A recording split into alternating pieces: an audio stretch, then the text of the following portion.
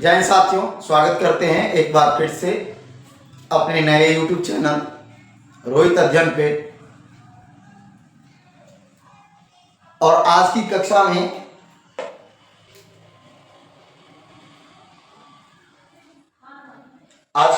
में हम लोग यूरोप में राष्ट्रवाद जो क्लास 10 का पहला चैप्टर है इतिहास का, उसकी चर्चा हम लोग करेंगे।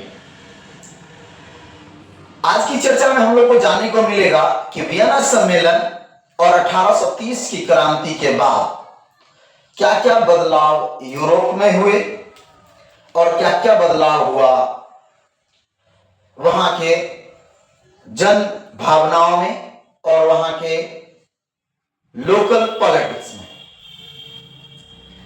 एक रिक्वेस्ट मैं इन सबको शुरू करने से पहले कर देता हूं।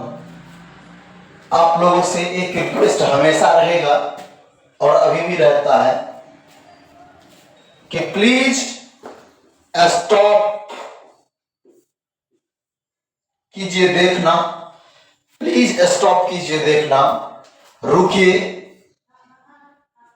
वो जो 1 घंटे की और 1 नॉन स्टॉप जो क्लास रहता है,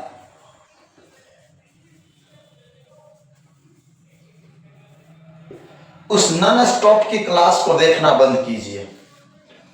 इसलिए कि एक ही चैप्टर में पूरा, मतलब एक ही एपिसोड में पूरा, एक एपिसोड में पूरा इतिहास, एक एपिसोड में पूरा ज्योग्राफी, एक एपिसोड में पूरा रिवीजन, 1 साल की ये पढ़ाई है। और टीचर से भी मैं रिक्वेस्ट करना चाहता हूं कि अगर इस तरह के कंटेंट आप हमेशा डालियोगे, ठीक है, ये लास्ट में रिवीजन में ठीक होता है, 2-3 महीने बचते हैं तो उस समय। अब अगर उसकी हर एक कक्षा के आप इस तरह से डालिएगा तो बच्चे का जो केंद्रीकरण होगा, जो मानसिक केंद्रीकरण होगा, वो नहीं हो पाएगा। जो बच्चे का विकास होने की बात होगी वो नहीं हो पाएगा। बच्चे नॉलेज से दूर हो जाएंगे, सही प्रकार से उनका विकास, मानसिक विकास नहीं हो पाएगा।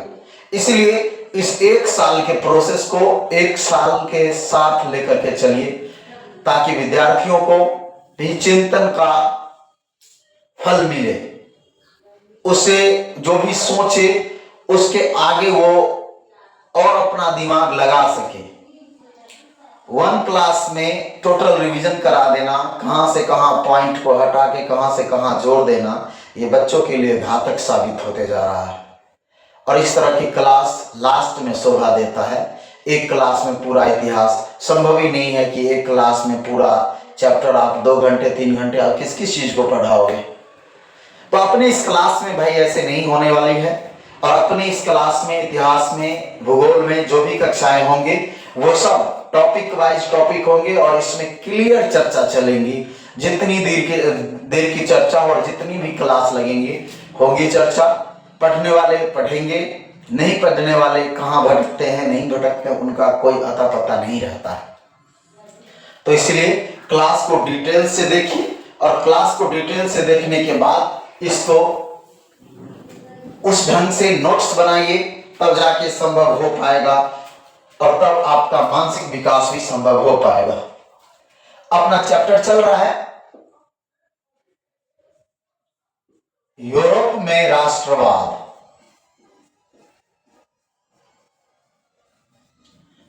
अपना टारगेट है बीएससीबी, बिहार बोर्ड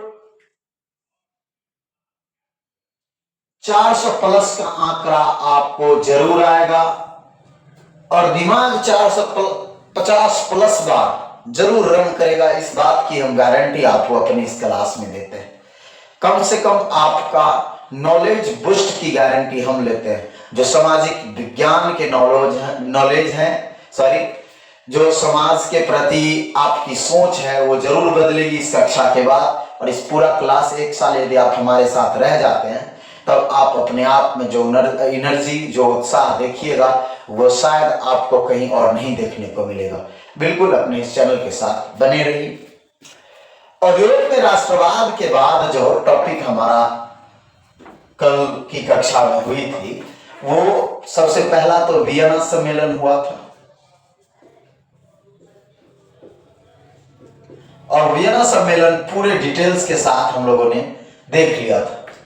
उसके बाद 1830 की क्रांति होती है।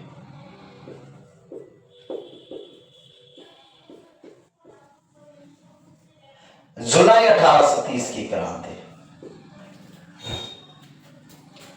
और आज हम लोग जुलाई 1830 की क्रांति के बाद आज समय आ गया है, चूंकि उसका प्रभाव की भी हम लोगों ने चर्चा किया था, तो थोड़ा सा रिपीट करते हैं। जुलाई 1830 की क्रांति, उसके प्रभाव, और आज हम स्टार्ट करने वाले हैं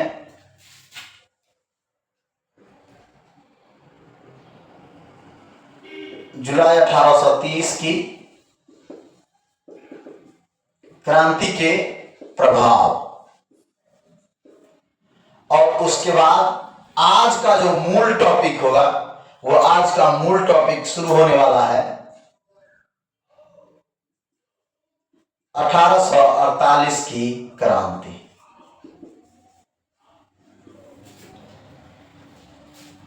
1848 की क्रांति आज हम शुरू करने वाले हैं। तो थोड़ा देख लेते हैं जुलाई 1830 की क्रांति। दोस्तों, जुलाई 1830 की क्रांति जो शुरू हुई थी, वो शुरू हुआ लुई 18वां के द्वारा जो संवैधानिक घोषणा हुआ था।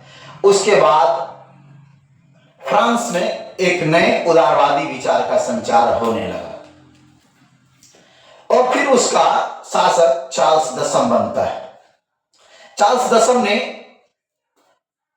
लुई 18वां के उदारवादी विचारों को, सामाजिक चेतनाओं को, ये सब को दबाने का काम किया, और वह पूंजीपतियों का साथ देने लगा और उसके साथ रहने लगा। और इसी कारण वह पॉलीगनेक को प्रधानमंत्री नियुक्त करता है, जो कि घोर प्रतिक्रियावादी इंसान था। पॉलीगनेक जनता के साथ विश्वासघात करता है। उसे उदारवादी विचार के बदले, उसे उसकी जरूरतों के बदले उसे कट्टर पूंजीवाद का समर्थन किया। उसी का साथ फिर से चार्ल्स दशम देता है और 4 अध्यादेश जारी करता है। अध्यादेश के बारे में कल बताए थे। ऐसा कानून होता है जो देश के संसद से पास नहीं होता है, उसे थोप देना होता है, जनता के ऊपर थोप देना बिना विचार विमर्श किए, जो कि उन उदारवादियों के जो उस देश में रह रहे थे फ्रांस में, उनको गला घोटने जैसा प्रतीत हुआ। और सभी ने एक साथ मिलकर के आंदोलन किया, जिसका परिणाम हुआ कि जुलाई 1830 की क्रांति हुई, और वहां से चार्ल्स दशम इंग्लैंड को पलायन कर जाता है। उसके पलायन के पश्चात आर्लियंस वंश को सत्ता सौंपी जाती है, जहां का शासक लुई फिलिप बनता है। अब उसमें से जुलाई 1830 की क्रांति का प्रभाव क्या हो, ये सारा क्वेश्चन हम लिखवाएंगे दोस्तों। जब लास्ट में अपना टॉपिक खत्म हो जाएगा, तो जितने भी लघु उत्तरीय क्वेश्चन होंगे, शॉर्ट टाइप क्वेश्चन होंगे, उन सब के क्वेश्चन आंसर, और बोर्ड के VVI काल के लिए भी हम क्वेश्चन लिखवाने का काम करेंगे। तो जरूर अपने चैनल के साथ बने रहिए, और क्वेश्चन हर हाल में लिखाया जाएगा। तो अभी लेक्चर का क्लास है, लेक्चर खत्म कर लेते हैं, फिर क्वेश्चन एक साथ हम लोग लिखने का काम करेंगे। उसके बाद बात आती है जुलाई 1830 की क्रांति की।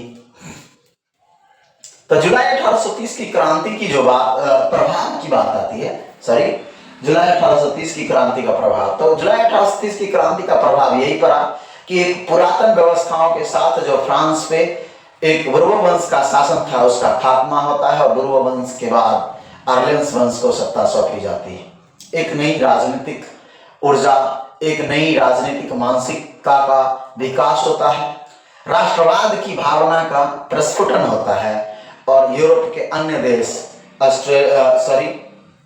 Switzerland, Italy, Denmark, Holland, Poland, इन सभी देशों में राष्ट्रवादी भावना का संचार होता है, और यह यूरोप के अन्य देशों में भी एक जनतांत्रिक भावना को जगाने का काम करता है।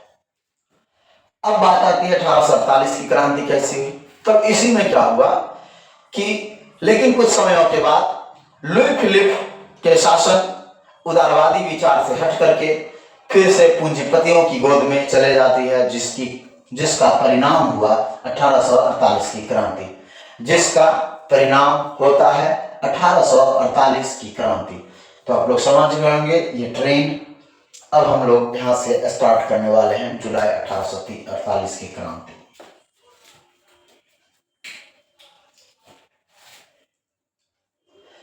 जुलाई 1848 की जो क्रांति हुई दोस्तों, यह लुई फिलिप के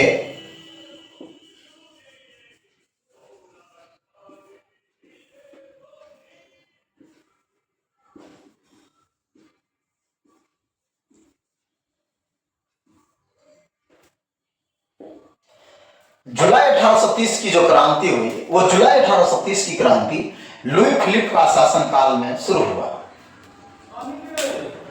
अब ये क्यों शुरू हुआ?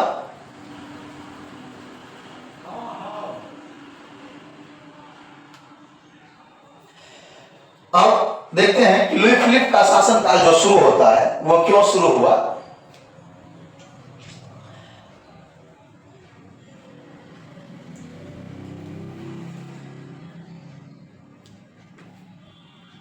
अब 1848 की क्रांति को हम शुरू करते हैं।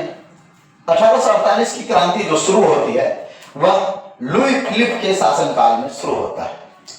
लुई फिलिप के शासनकाल में 1848 की क्रांति का शुरू होने का कारण यही था कि एक उदारवादी शासक होने के साथ साथ लुई फिलिप एक उदारवादी शासक के होने के साथ साथ यह काफी ज्यादा महत्वाकांक्षी था।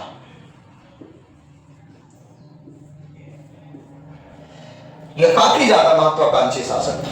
महत्वाकांक्षी शासक करने का मतलब होता है जितनी भी चीजों को वो देखे या उसके मन में आए उस सब को पूरा करने का एक लालच, एक जिद, और वही महत्वाकांक्षी बनाता है उस व्यक्ति को। धन की लालच अक्सर महत्वाकांक्षी इंसान को बना देता है, और वही लुई फिलिप के अंदर हुआ। लुई फिलिप एक उदारवादी शासक होने के साथ साथ वह एक महत्वाकांक्षी भी था, और अपनी महत्वाकांक्षा को पूरा करने के लिए उसने गीजो को प्रधानमंत्री नियुक्त कर दिया।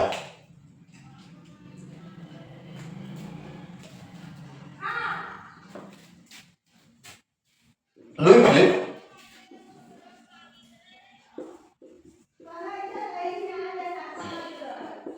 गीजो को प्रधानमंत्री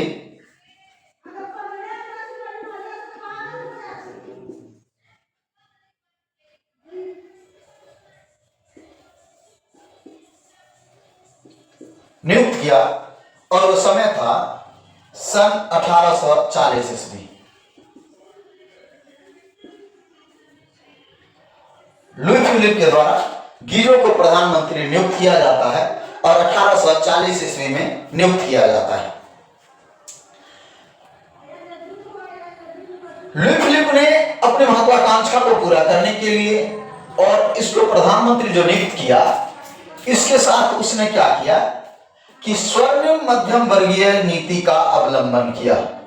लुई फिलिप ने गीजो को प्रधानमंत्री नियुक्त किया और उसके साथ साथ जो नीति लागू की वो होता है स्वर्णिम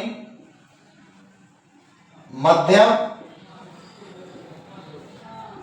वर्गीय नीति का अवलंबन किया। किसके द्वारा नियुक्त किया गया, लागू किया गया? लुई फिलिप के द्वारा। स्वर्णिम मध्यम वर्गीय नीति का अवलंबन लुई फिलिप के द्वारा किया जाता है, और उसके तहत गीजो को प्रधानमंत्री नियुक्त कर दिया जाता है 1840 ईस्वी में। गीजो पूंजीपतियों के साथ रहने वाले और उठने वाला व्यक्ति था। गीजो पूरी तरह से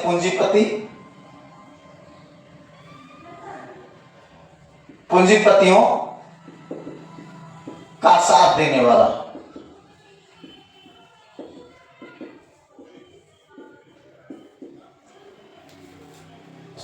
आदमी था, और यह भव्य प्रतिक्रियावादी इंसान था गीजो। उसे जनता के सुधारात्मक कार्य से कोई लेना देना नहीं था, कोई भी सुधारात्मक कार्य उसने नहीं किया।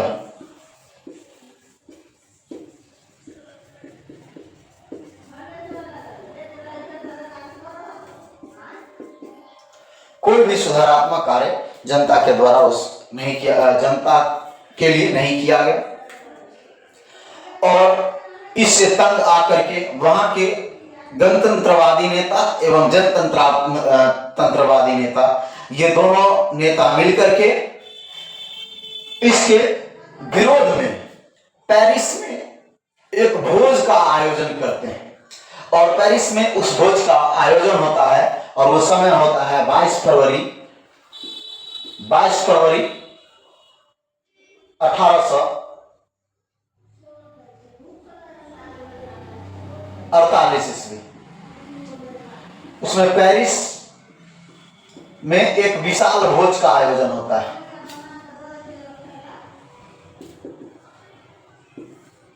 विशाल भोज का आयोजन होता है और यह जो आयोजन होता है वह थियर्स के नेतृत्व में होता है। थियर्स के नेतृत्व में।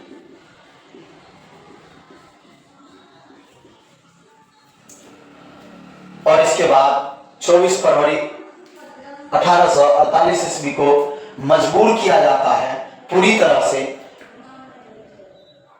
कि राजगद्दी वह छोड़ दे। और किसको मजबूर किया जाता है? लुई फिलिप को। और अंततः 1848 ईस्वी 24 फरवरी 1848 ईस्वी को 24 फरवरी 1848 ईस्वी को लुई फिलिप गद्दी छोड़ के पलायन कर जाता है।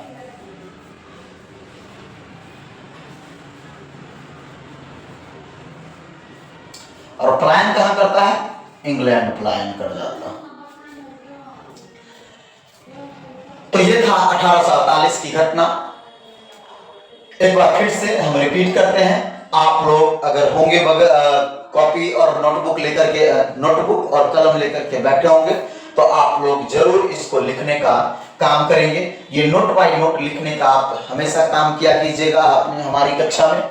और जैसे ही इस नोट को आप लिखने का काम करते हैं आपके लिए एक स्पेशल बुक तैयार हो रहा होता है। एक नोटबुक का महत्व यही होता है दोस्तों कि आपके लिए वो स्पेशल नोटबुक का एक बुक का काम करता है। और जैसे ही आप लिखते हैं तो फिर से आपको रिवीजन के बाद ये बहुत हेल्पफुल होगा, क्योंकि वो आपकी माइंडसेट के हिसाब से तैयार किया होता है। और हम या कोई और गुरुजन कितना भी लिखवा दे और आप जो खुद से लिखे वो, ये दोनों में बहुत अंतर होता है दोस्तों। तो इसलिए उसको लिखते चलिएगा। एक बार फिर से 1848 की क्रांति हम आपको रिपीट करते हैं, आप जरूर इसको नोट डाउन कीजिएगा। 1848 की क्रांति लुई फिलिप के महत्वाकांक्षी इरादों का देन था। लुई फिलिप के महत्वाकांक्षी इरादों का देन था। लुई फिलिप एक उदारवादी शासक तो था लेकिन हद से ज्यादा महत्वाकांक्षी था। और उसने अपनी महत्वाकांक्षा को पूर्ति करने हेतु स्वर्णिम मध्यम वर्गीय नीति का अवलंबन किया। इससे एक ऑब्जेक्टिव भी बनेगा कि स्वर्णिम मध्यम वर्गीय नीति का अवलंबन किसने किया था, तो वो लुई फिलिप के द्वारा किया गया था। और स्वर्णिम मध्यम वर्गीय नीति का अवलंबन करते हुए गीजो को प्रधानमंत्री नियुक्त किया। गीजो एक बहुत ही गौर प्रतिक्रियावादी इंसान था और पूंजीपतियों का साथ देने वाला तथा उसके साथ रहने वाला था। उसे जनता के सरोकार से कोई लेना देना नहीं था, जनता के भविष्य से उसे कोई लेना देना नहीं था। लुई फिलिप के शासनकाल में एक भी सुधारात्मक कार्य नहीं किए गए, एक भी जनतंत्रात्मक कार्य नहीं किए गए, जिससे जनता त्रस्त हो गई। और उसके विरोध में पेरिस, जो कि फ्रांस की राजधानी है, पेरिस फ्रांस की राजधानी है, उस पेरिस में एक विशाल भोज का आयोजन किया जाता है। और एक विशाल भोज का आयोजन के बाद लुई फिलिप को गद्दी छोड़ने पर मजबूर किया जाता है और अंततः 24 फरवरी 1848 ईस्वी को गद्दी छोड़ करके लुई फिलिप इंग्लैंड पलायन कर जाता है। इतना तो ठीक था। अब इसके आगे देखते हैं। अब उस देश में जैसे ही लुई फिलिप पलायन करता है तब शासन की बात आने लगती है। तब दो प्रकार के जो नेता थे, वो नेता थे गणतंत्रवादियों का नेता लामार्टिन एवं सुधारवादियों का नेता लुई बलाम। तब ये दोनों, अब वहां के जो दो नेता थे गणतंत्रवादी एंड जनतंत्रवादी, तो गणतंत्रवादी का नेता लामार्टिन, ये लिखते चलिएगा आप लोग, और जनतंत्रवादी का नेता लुई बलाम था।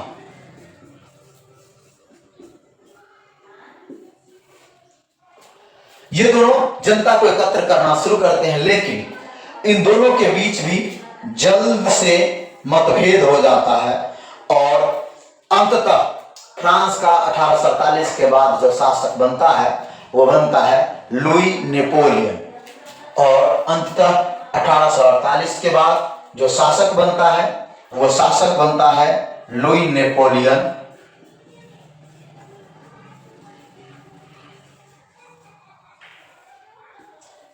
अठारह 48 ईस्वी में शासक बनता है।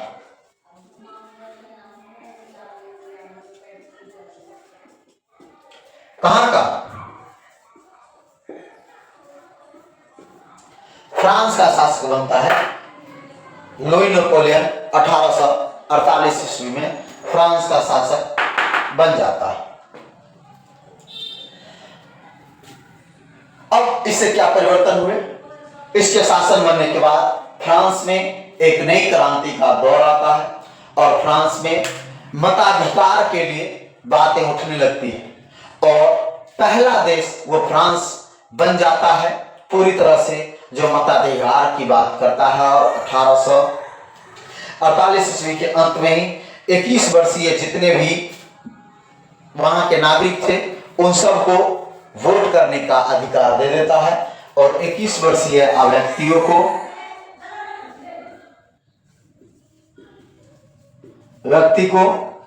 वोट करने का अधिकार दे दिया जाता है।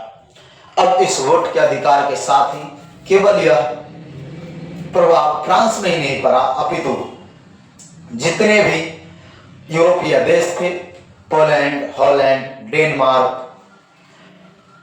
इन सभी देश, इटली, इन सभी देशों में एक नई क्रांति का आगाज होता है और वहां भी राष्ट्रवाद की भावना को प्रस्फुटन होकर के आगे की तरफ चलने लगता है और ये लोकतांत्रिक कदम की तरफ दुनिया बढ़ चुकी थी। फ्रांस बढ़ चुका था और अन्य देश भी लोकतांत्रिक व्यवस्था की तरफ कदम उठा चुके थे।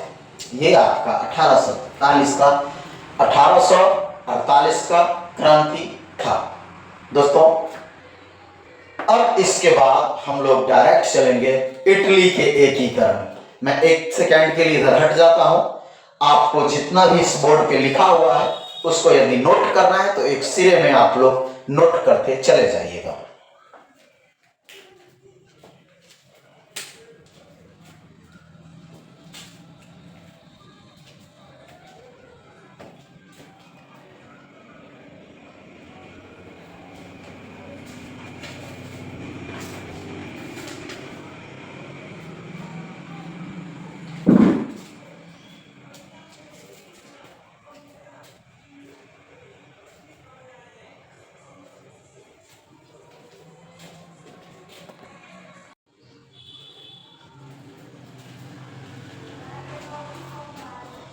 चलिए तो अब हम चल रहे हैं इटली के एकीकरण की तरफ। 1847 की क्रांति खत्म हो चुकी।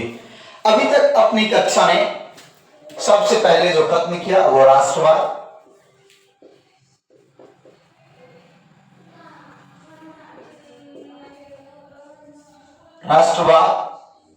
उसके बाद जो बातें आई नेपोलियन का संघर्ष,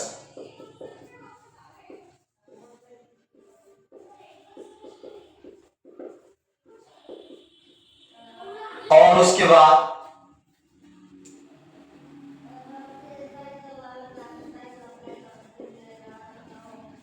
वियना सम्मेलन,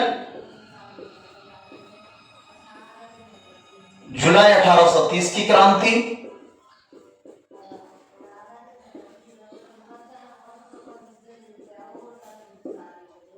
उसके बाद इसका प्रभाव, उसके बाद 1848 की क्रांति, ये हो चुका है। और मुझे आशा है कि इन सभी चीजों का आप नोट्स बनाते चले होंगे क्लास में से, और यदि नहीं भी बनाए हैं तो आपको दिक्कत की कोई बात नहीं है, हम स्टार्ट जरूर करेंगे लिखवाने का। जब हम इस लेक्चर क्लास को खत्म कर लेते हैं तो एक है कि पूरे क्वेश्चन आंसर होगा, आप उसमें एक नोटबुक और कलम लेकर के बैठिएगा और सारा का सारा उतार लीजिएगा। फिलहाल हम चल रहे हैं इटली के एकीकरण के तरफ।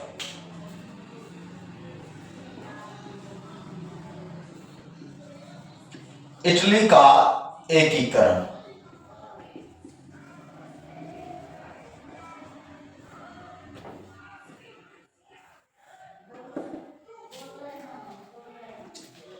अब इटली के एकीकरण के तरफ जब हम चलते हैं तो बात आती है कि इटली का एकीकरण कब से शुरुआत हुआ और ये इतना महत्वपूर्ण क्यों था। धीरे धीरे दोस्तों, प्यारे बच्चों, धीरे धीरे क्या हो रहा था कि पुरातन व्यवस्था से लोग जर्जर हो रहे होते थे।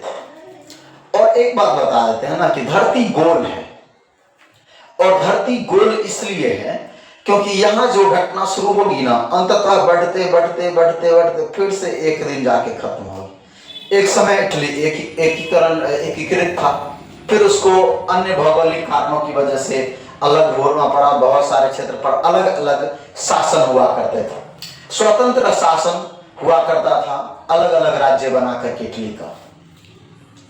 फिर उसके बाद समय आया, इटली फिर से बटा हुआ इटली एकीकरण की तरफ चला। तो इस तरह से हिस्ट्री जो है रिपीट करता है अपने आप को, इतिहास रिपीट करता है अपने आप को।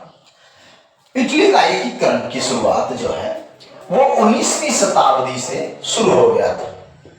इटली की एकीकरण का जो शुरुआत है वो 19वीं शताब्दी से शुरू हो गया था। अर्थात 1800 से लेकर के 1900 के बीच की अवधि को 19वीं शताब्दी बोलेंगे। अब यहां से इटली का एकीकरण शुरुआत होता है। शुरुआत में इटली में विभिन्न प्रकार के स्वतंत्र राज्य हुआ करते थे, अलग अलग राज्य बना करके वहां अलग अलग शासन नियंत्रण किया करता था इटली पर।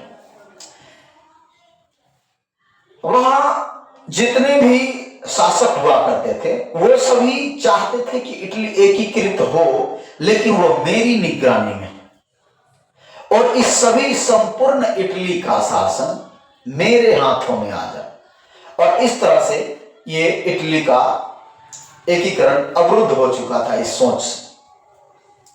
इटली के एकीकरण का विभिन्न प्रकार के भौगोलिक कारण भी थे जिसकी वजह से नहीं हो रहा था। इसके भौगोलिक समस्याएं भी बहुत थी। भौगोलिक समस्या का मतलब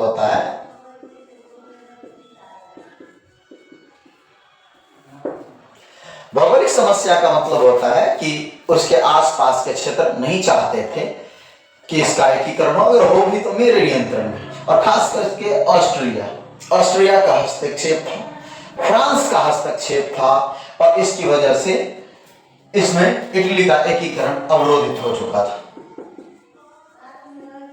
ऑस्ट्रिया एंड फ्रांस का हस्तक्षेप,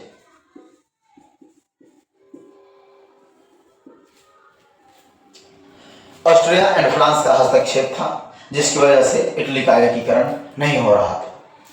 वहां के रोम के आसपास के जो क्षेत्र थे, इटली की राजधानी जो मिडिल पॉइंट का इटली था, और मिडिल इटली जिसकी राजधानी थी रोम, इटली रोम के आसपास का क्षेत्र का जो एकीकरण था वो चाहता था, वहां का जो पोप एंड पादरी थे, वो पोप चाहते थे कि मेरा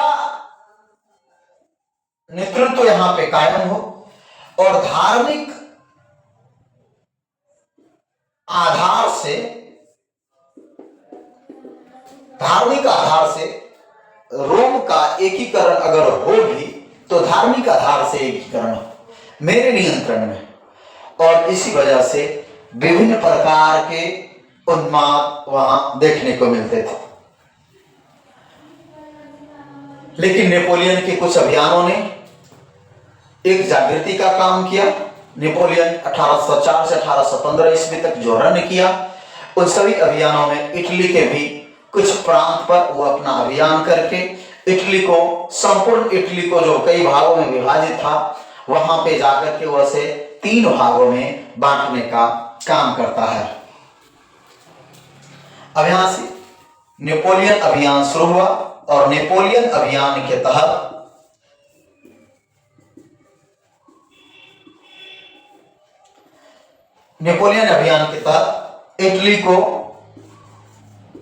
इटली को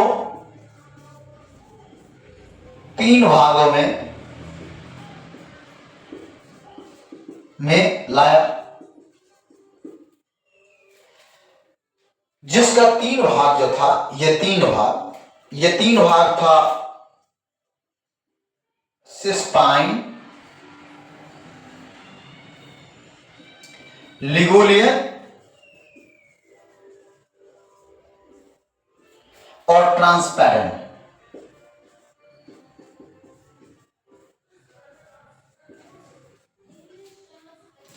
सिस्पाइन, लिगुलियन तथा ट्रांसपेरेंट, ये 3 भागों में हुआ नेपोलियन इटली को लाया। लेकिन वियना सम्मेलन के बाद, चूंकि वियना कांग्रेस ने निर्णय लिया था कि फिर से पुरातन व्यवस्थाओं को ही बनाया जाए, और आप लोग देखे होंगे पहली कक्षा में कि वियना सम्मेलन के उपरांत जो है ऑस्ट्रिया का चांसलर मेटरनिक, जो कि घोर प्रतिक्रियावादी इंसान रहता है, वो मेटरनिक इटली को कई सारे सिसिली, नेपल्स, परमा, मोडेना, टस्कनी, इन सब भागों में बांट देता है। नेपोलियन के द्वारा जो 3 भाग में लाया था, उसके कई भागों में बांटना शुरू कर दिया। 1815 के बाद फिर से इटली बिखरने के कगार पर पहुंच गया। लेकिन शुरुआत में क्या हुआ कि 1815 में जैसे ही वियना कांग्रेस का निर्देश आता है, उस वियना कांग्रेस के बाद इसके 2 गणराज्य था ना, सर्डिनिया और पिडमाउंट, उसे सर्डिनिया और पिडमाउंट जो था, उन दोनों को एकीकरण कर देता है वियना कांग्रेस। और सर्डिनिया और पिडमाउंट जैसे ही एकीकृत होते हैं, वियना कांग्रेस के द्वारा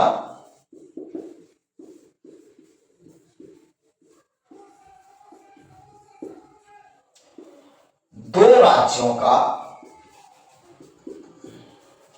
एकीकृत होना करता है, और वो राज्य थे सार्डिनिया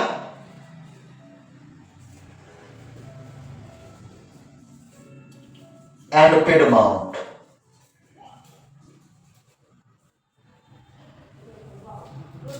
ये 2 राज्य एकीकृत हो जाते हैं और यहां से इटली का एकीकरण तय हो जाता है।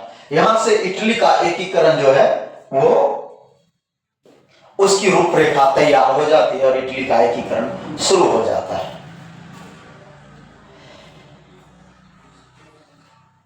यहां के बाद व्यवस्था आगे की तरफ बढ़ते चले जाती है। फिर विभिन्न प्रकार के राष्ट्रवादियों का आगमन होता है, विभिन्न प्रकार के राष्ट्रवादी विचारधाराओं के व्यक्तियों का आगमन होता है इटली में, और उसे एकीकरण करने के लिए बल देता है, एकीकृत करने के लिए बल देता है। 1820 ईस्वी में एकीकरण हेतु विभिन्न प्रकार के सुधार किए जाते हैं। 1800 ईस्वी में सुधारात्मक कार्य, कार्य आरंभ होते हैं इटली में, और वहां एक दल का गठन किया जाता है जिसका नाम होता है कार्बोनारी।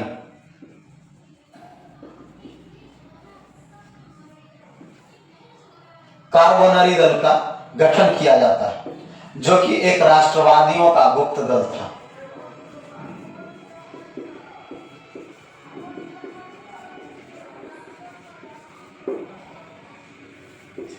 और इसी कार्बोनरी दल का सदस्य मेजनी हुआ करता था।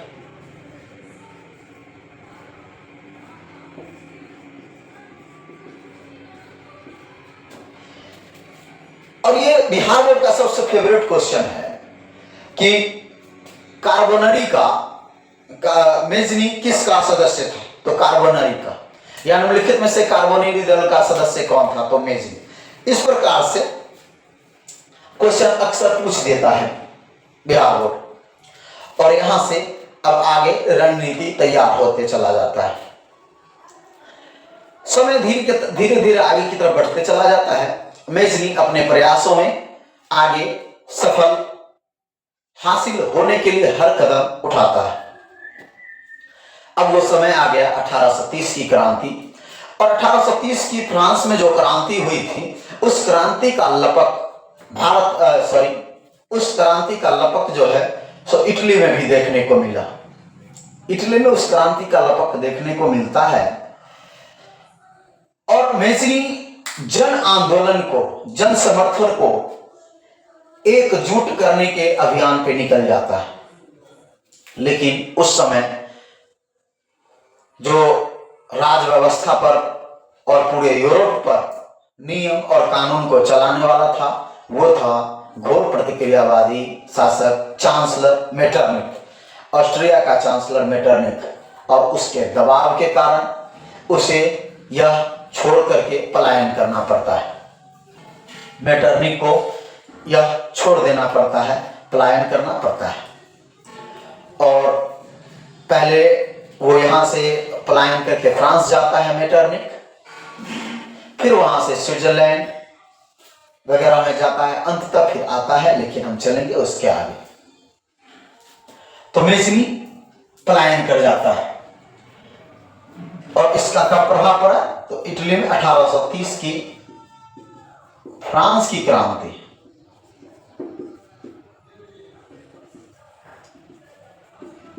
क्रांति का प्रभाव पड़ा, और यहां से कालखंड शुरू हो जाता है इटली के एकीकरण का। अब यहां से एक नए राष्ट्रवादी का एंट्री होने जा रहा है। एक नए राष्ट्रवादी का चर्चा हम करेंगे, उनका नाम है मेजनी, जोसेफ मेजनी। तो जोसेफ मेजनी की चर्चा हम करें, इससे पहले एक बार थोड़ा फिर से रिवीजन कर लेते हैं इस इटली के एकीकरण का, और इसके बाद हम मेजनी के लिए अगले एपिसोड में बात करेंगे। इटली एकीकरण 19वीं शताब्दी से आरंभ हो जाता है। इटली का एकीकरण इतना आसान नहीं था। उसमें वहां पे विभिन्न प्रकार के भौगोलिक समस्याएं उत्पन्न थी, और विभिन्न भौगोलिक समस्याओं के उत्पन्नता में जितने भी आसपास के क्षेत्र थे, राष्ट्र थे, वो हमेशा चाहते थे कि इटली पर उनका नियंत्रण स्थापित हो। इटली खुद भी विभिन्न प्रकार के टुकड़ों में विभाजित था। ऑस्ट्रिया, फ्रांस जैसे राष्ट्रों का, शक्तिशाली राष्ट्रों का इटली में हस्तक्षेप था। इटली के जो पार्ट्स थे, राजधानी, वो भाग पर पोप का नियंत्रण था, और पोप हमेशा चाहता था कि इटली का एकीकरण धार्मिक विधि व्यवस्थाओं के साथ, धार्मिक नीतियों के साथ हो। और उसके बाद जो रोम वाला पार्ट को धार्मिक आधार से नियंत्रित जाता था। नेपोलियन के जो अभियान चले थे, उस नेपोलियन के अभियान में इटली को 3 भागों में ला करके संकुचित किया, और वो 3 भाग था सिस्पाइन, लिगोलियन और ट्रांसपेडेंट, सिस्पाइन, लिगोलियन और ट्रांसपेडेंट। लेकिन नेपोलियन का 1815 ईस्वी में पतन होता है और पतन के उपरांत वियना कांग्रेस ने जो 15वें निर्णय लिया, उस 15वें निर्णय के उपरांत इसको क्या किया गया कि फिर से इटली के पूर्व के पुरातन व्यवस्थाओं में लाना शुरू किया और सर्डिनिया और पिडमॉन्ट के इलाकों को एकीकृत किया और चाहा कि फिर से नियंत्रण हम अपने हिसाब से स्थापित कर सके वियना कांग्रेस। लेकिन जैसे ही इसका एकीकरण होता है, ये कहा जाता है कि थोड़ा समय लगता है, लेकिन अगर कंटिन्यूटी बरकरार रहे तो वह हमें लक्ष्यों की प्राप्ति तक पहुंचा ही देता है। और उसके बाद यहां से एकीकरण का मार्ग खुल जाता है। 1820 ईस्वी से सुधारात्मक कार्य आरंभ होने इटली में शुरू हो जाते हैं और इटली में सुधारात्मक कार्य आरंभ होने के साथ साथ कार्बोनरी दल का गठन किया जाता है वहां के राष्ट्रवादी विचारधाराओं के व्यक्तियों के द्वारा, राष्ट्रवादियों द्वारा, सेनानियों द्वारा, जिसका सदस्य जोसेफ मेजनी भी बनता है। और जोसेफ मेजनी पूरी तरह से एक तलवार के भांति सिद्ध होना शुरू हो जाते हैं और आगे हम क्वेश्चन इन पे दिखाएंगे भी। लेकिन मेजनी का यह प्रयास सफल न रहा। ऑस्ट्रिया जैसे राष्ट्रों का हस्तक्षेप बना और उसे पलायन करना पड़ा। आज के लिए इतना ही दोस्तों। और मेजनी के द्वारा किए गए कार्य, उनके द्वारा सुधारात्मक व्यवस्था, उनके द्वारा जितने भी संगठन का निर्माण हुआ, इसकी चर्चा हम अगले एपिसोड में करेंगे। और एक बात अंततः सुनते जरूर जाइए कि कभी भी आपको अपने लक्ष्य में प्राप्ति तभी हो पाएगी जब आप कंटिन्यूटी बरकरार रखिएगा। नियमितता संसार में हर लक्ष्य को बरकरार रखता है, हर लक्ष्य को पाने में मदद रखता है। किसी भी व्यवस्था में आप रहिए, किसी भी स्थिति में आप रहिए, कितना भी सुख दुख में रहिए, अब अपने मूल कर्तव्य को, मूल कार्य को कभी न छोड़िए, क्योंकि समय निकलते चला जाता है। आपका सुख दुख सब निकलते चला जाएगा, लेकिन समय लौट के नहीं आएगा। इसलिए समय को हमेशा उपयोग कीजिएगा। धन्यवाद। रोहित अध्ययन चैनल को लाइक और सब्सक्राइब जरूर कीजिए, फॉलो कीजिए, अपने मित्रों के साथ शेयर कीजिए।